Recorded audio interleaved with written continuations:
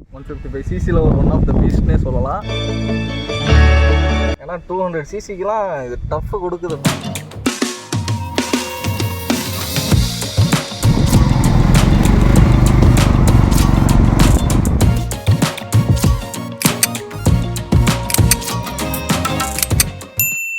Hey hello guys, welcome back to prime பெட்டி TV. So நான் தான் உங்கள் தப்ரேஸ். ஸோ என் இன்ஸ்டா ஐடி சைடில் வரும், நீங்கள் ஃபாலோ பண்ணாதவங்களாம் ஃபாலோ பண்ணிக்கோங்க. இன்றைக்கி நம்ம ஒரு இன்ட்ரெஸ்டான கண்டென்ட்டுக்குள்ளே தான் இப்போ போக போகிறோம். என்னன்னு பார்த்தீங்கன்னா Yamaha R15 V3 155cc ஒரு ஒன் ஆஃப் த பீஸ்ட்னே சொல்லலாம். ஸோ 200cc-க்கு பயங்கர காம்படிஷன்னா அது இந்த பைக்கு தான். ஸோ ஃபஸ்ட்டு நம்ம என்ன பைக்குன்னு பார்த்துட்டு வாங்க.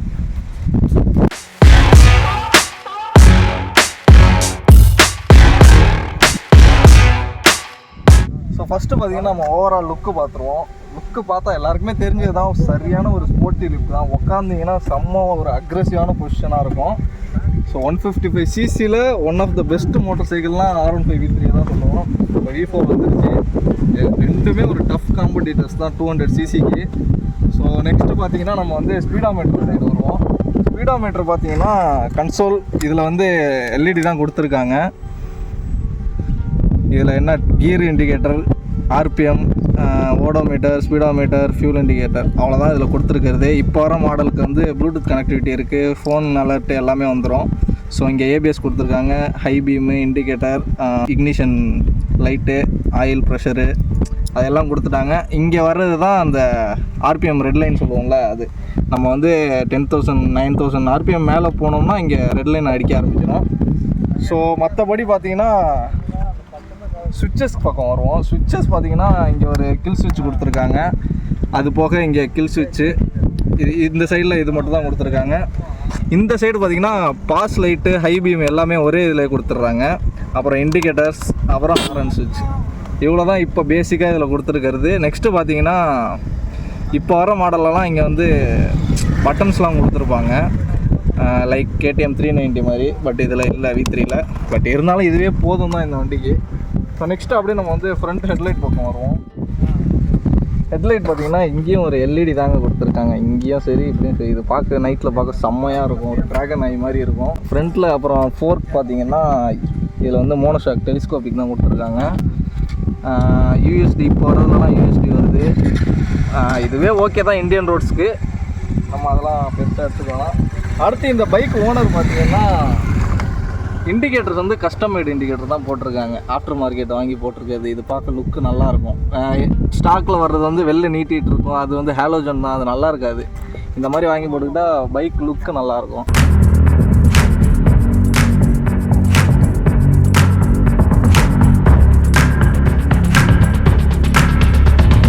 நெக்ஸ்ட்டு வந்தீங்கன்னா நம்ம இன்ஜின் சைடு வரும். ஏன்னா இதுதான் ரொம்ப ஒரு முக்கியமான பாயிண்ட்டு. ஏன்னா இந்தியாவிலே எல்லாரையும் திரும்பி பார்த்து மரல வச்சது இந்த இன்ஜின் தான். 155cc-யில் VVA கொடுத்து Yamaha வேறு லெவல் பண்ணிட்டாங்க.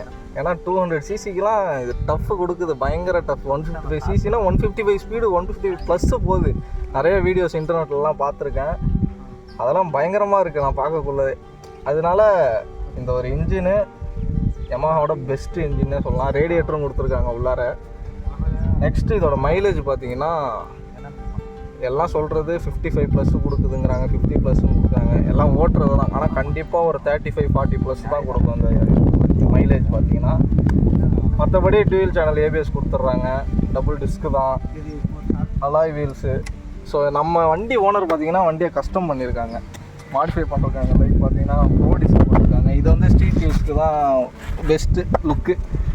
நீங்கள் வந்து இதை போட்டுக்கிட்ட ஹைவேலலாம் ஹை ஸ்பீடு போனீங்கன்னா அது டேஞ்சர் தான். என்னை பொறுத்தவரையும் நான் ரெக்கமெண்ட் பண்ண மாட்டேன்.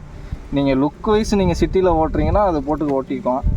நெக்ஸ்ட்டு இன்னொன்று இதில் முக்கியமான விஷயம் என்னென்னா, இந்த டயர் ஹக்கரை கைட்டிட்டோம்னா மழையில் சேர்லாம் ஃபுல்லாக அப்படியே வாரி கொண்டு வந்து பின்னாடி முதுகில் தான் கொட்டும். ஸோ இதை போட்டே யூஸ் பண்ணுங்கள், போட்டே ரைட் பண்ணுங்கள், அதுதான் பெஸ்ட்டு. அடுத்து ஓனர் பார்த்தீங்கன்னா டைல் டெடி போட்டிருக்காரு. இதுனா மேக்னெட் இல்லை, அது வரையும் லீகல் தான். இது மேக்னெட் கிடையாது, ஒரே ஃபிக்ஸ்டு தான். டைல் டெடி போட்டிருக்காங்க, கஸ்டம் இண்டிகேட்டர் போட்டிருக்காங்க. ஸோ நம்பர் பிளேட் வீடியோக்காக தான் மாற்றிருக்கோம், மற்றபடி வேறு எதுவும் கிடையாது. ஸோ வேறு என்னென்ன மாடிஃபிகேஷன்லாம் பண்ணியிருக்காங்கன்னா, வைசர், பபுள் வைசர், வேறு stickering.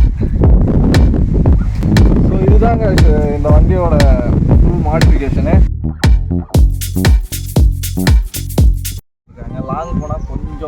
Pain, wrist pain, neck pain வரும். நீங்கள் அதெல்லாம் போக போக பழகிடும் உங்களுக்கு ஓட்ட அது ஒன்றும் பெரிய விஷயம் இல்லை.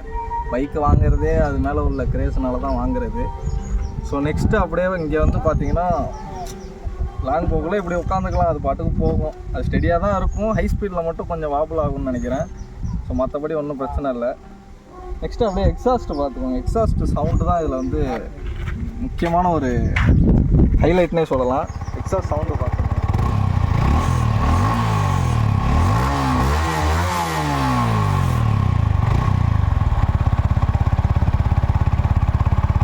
ஐடில் அப்படியே அமைதியாக இருக்கும் வண்டி. ஆனால் நம்ம முறுக்கணும், அந்த விவியை கிக்கின்னு ஆச்சுன்னா போதும், வண்டி பேய் மாதிரி சத்தம் போட செம்மையான ஒரு பிக்கப்பாக இருக்கும். ஃபஸ்ட்டு நானும் இந்த பைக் வச்சுருந்தேன் ப்ளூ கலர், பட் அதுக்கப்புறம் தான் நம்ம டாமினார் எடுத்தேன்.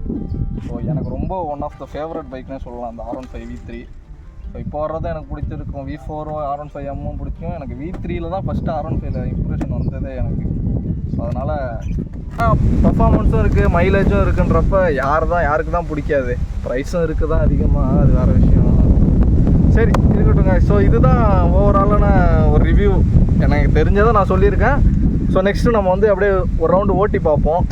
ஓட்டி பார்த்துட்டு உங்களோட அந்த ரைடிங் பொசிஷன் நான் காட்டுறேன். ஸோ பார்த்துட்டு வருவோம் வாங்க.